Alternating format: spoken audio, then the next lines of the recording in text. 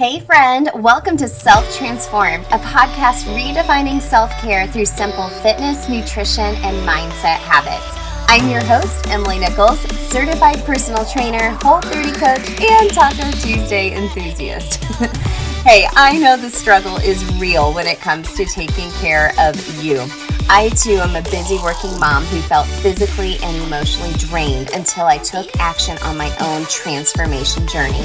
I finally found the solutions to feeling confident and living a healthy lifestyle that doesn't feel hard, and now I'm on a mission to equip you with sustainable tools to help transform your life from the inside out, guilt-free.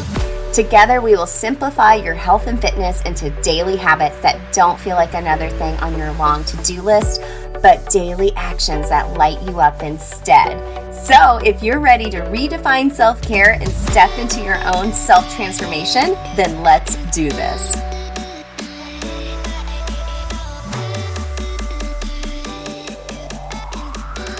Hey friend, welcome back to Self Transform. So today I was sharing our final day of our live Debunking Self-Care Workshop. If you haven't joined my free Facebook community, there's a link in the show notes, so come on over, invite your friends as well. You'll be able to access all of the videos from this live workshop. In addition, I did a 15-minute workout at the beginning of each workshop. So it's a lot of fun, a great way to move your body, open up your mind and your heart, get those good endorphins going, and you feel real good having that discussion. So day 3 of Debunking Self-Care, we talked about your mental health or your esteem. We're moving up those tiers of self-care, getting into that, growth area. So we're talking about self-confidence and feeling good about yourself. So when your esteem needs are met, you feel confident and you see everything you do as valuable and important, okay? So we're talking about validation and talking nice to yourself and quite a few other action items in there that are so important that I hope you go take a listen to today. Head over to the Facebook community because we're going to continue the conversation over there. Okay, so get your pen and paper handy again. Enjoy day 3, the final day of Debunking Self-Care. I hope you all really enjoyed these workouts the past few days. It's something I hope to continue doing, or just doing like a workout Wednesday every week, either doing a live or just posting a few workout moves that you guys can easily implement into your day. And even through the craziness, like I showed you this morning, having the dogs here was all part of the plan, right? It was all part of the plan, showing you fighting through the craziness to finish a workout strong, because that was my time, that was your time, and we wanted to finish it together. Okay, so let's get into day 3. Just a little recap of what we have already talked about on days 1 and 2. Obviously, we had the workouts. I hope you guys enjoyed them. I hope maybe you're feeling a little sore. Maybe you're cursing me a little bit. That's okay. That's my job as a trainer, right? But we're debunking self-care. As I revealed on the new rebrand yesterday with Self Transformed, what we're trying to do is show you the difference between reactive self-care and proactive self-care. And that's a big reason why I changed the name of the podcast. If you go back and listen to the official announcement on the show, the word self-care in itself is so polarizing.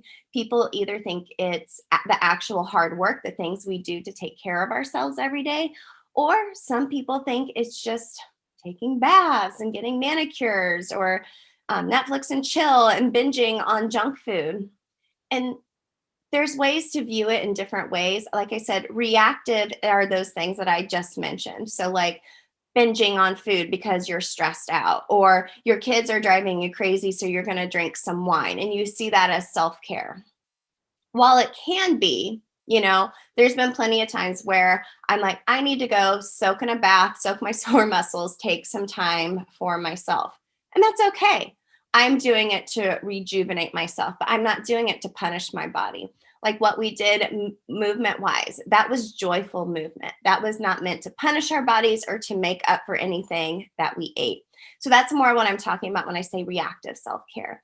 Proactive self-care is what my show is all about, and the message I'm trying to reach to the masses of women, because like I mentioned at the beginning, I've been through my own transformation story, and I know what it's like to be at the top of that pyramid in that growth zone. Do I still have those deficiency needs? Like I'm not doing the best job taking care of my sleep, my physical health, the way I'm eating? Absolutely. But when you start feeling that deficiency, I want to be able to give you the tools to overcome those and feel better, because those basic needs at the bottom of that pyramid are the foundation, and the rest will crumble if your basic needs aren't being met.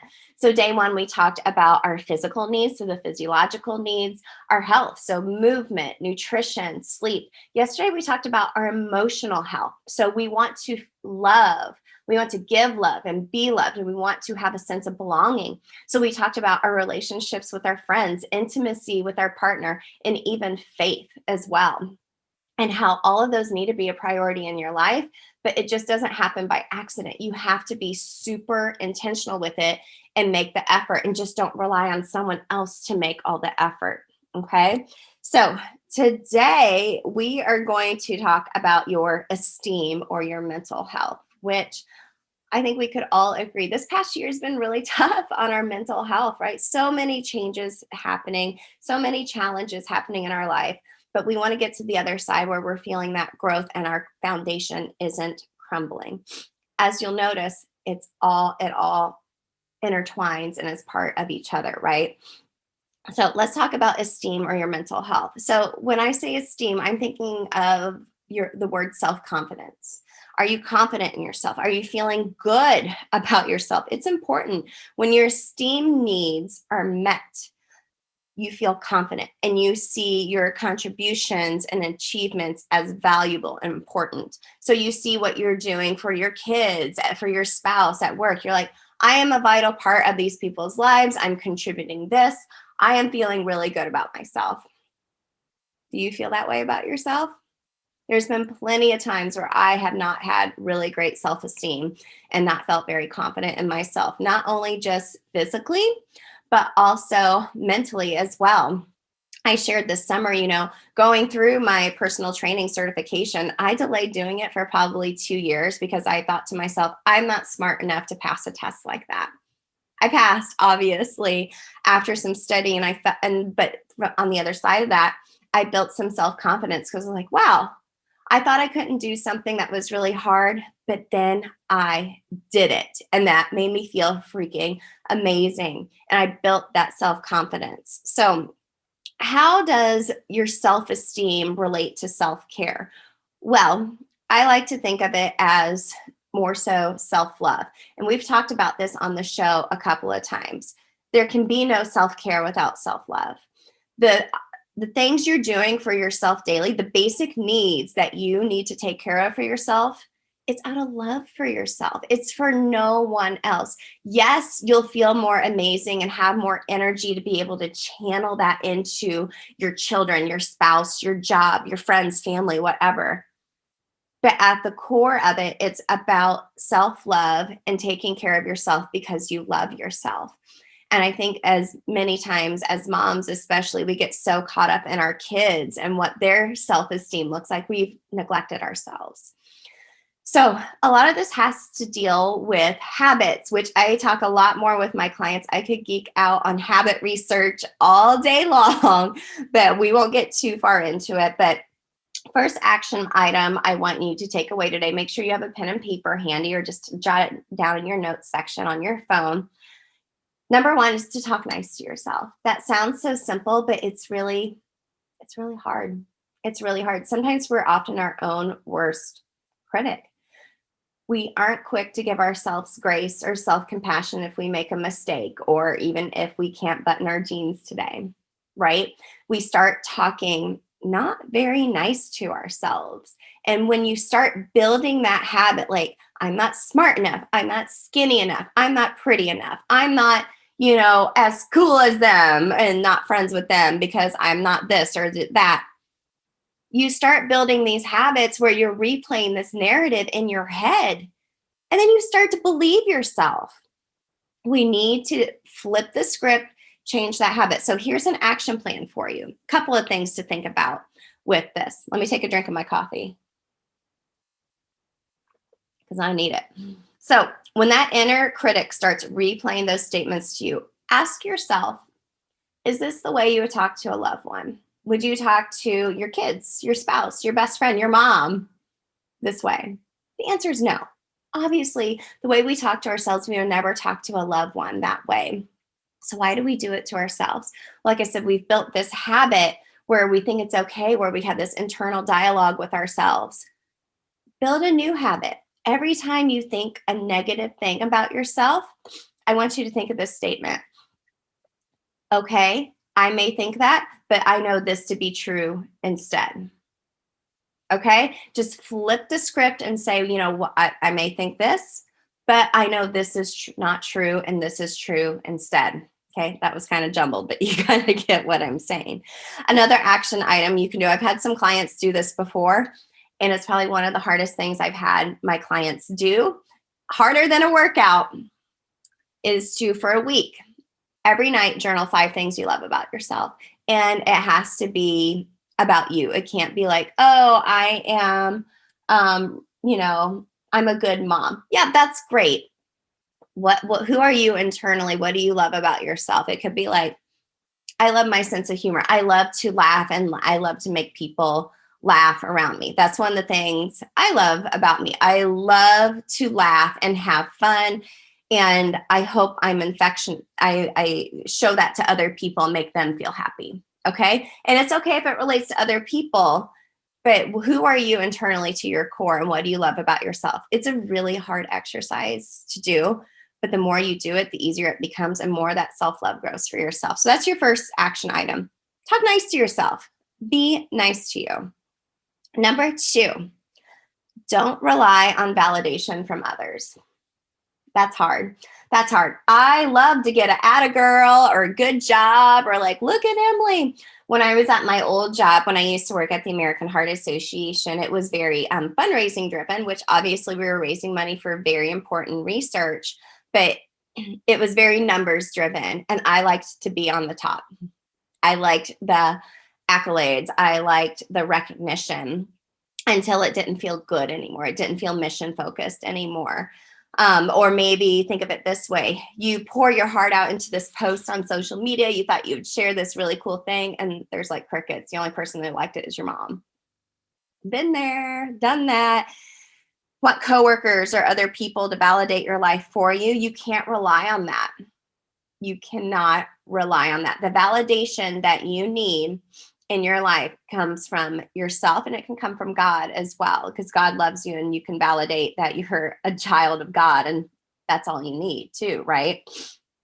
So the action for this one is, you can't rely on others for validation. So another way to think of this is focusing on a growth mindset, a focus on learning and improving. Ask yourself, where does that need for approval come from?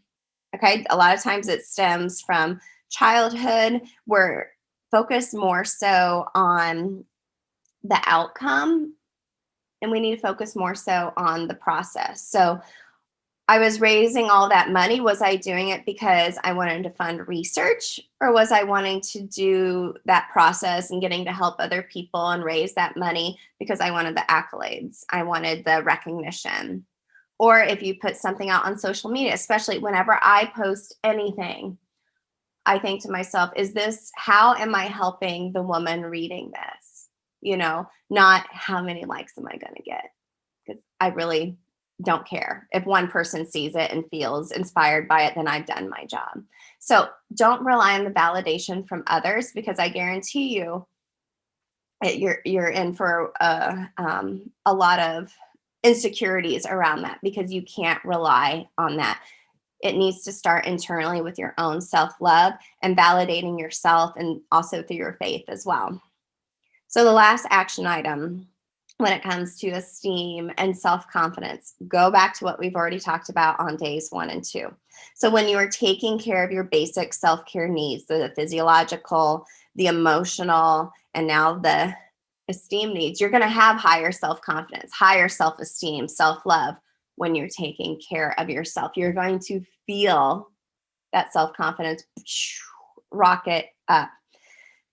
So go back and listen to the previous 2 days and start taking action. what can you do to start taking action for your basic needs, your emotional needs, that love and belonging, making your relationships a priority, making the effort, but then also what can you do today to start talking nicer to yourself and not relying on validation from others?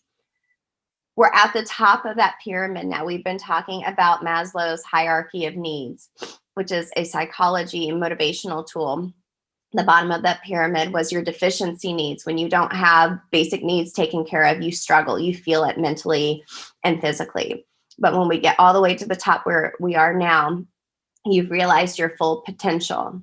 You're living your life on purpose. It's that self-actualization. I said it right today. Had enough coffee so far.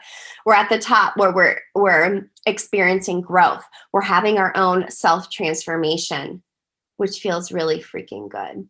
Is everything going to be in line all the time? No, we are always constantly, life is a roller coaster, right? Which especially has shown us this past year. There's going to be different seasons you go through your life.